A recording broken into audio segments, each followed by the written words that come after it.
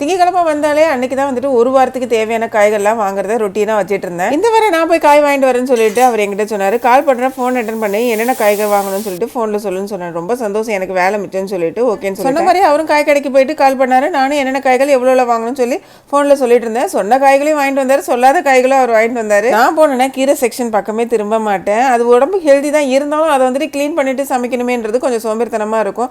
அதனால அந்த செக்ஷனை திரும்ப மாட்டேன். ஆனால் இவர் இந்த வாட்டி பாலக்கீரையை வாங்கிட்டு வந்துட்டாரு. நல்ல வேலை அரைக்கீரை சிறுக்கீரை இது மாதிரிலாம் வாங்கிட்டு வரல, அதெல்லாம் க்ளீன் பண்ணுறது கொஞ்சம் டைம் எடுக்கும். பாலக்கீரையை வாங்கிட்டு வந்துட்டாரு. அது வெறுமனே தண்டு மட்டும், அதாவது ஒரு பெரிய இலை தான் இருக்கும், அதை மட்டும் பார்த்து நல்லதாக எடுத்து வச்சுக்கிட்டேன்.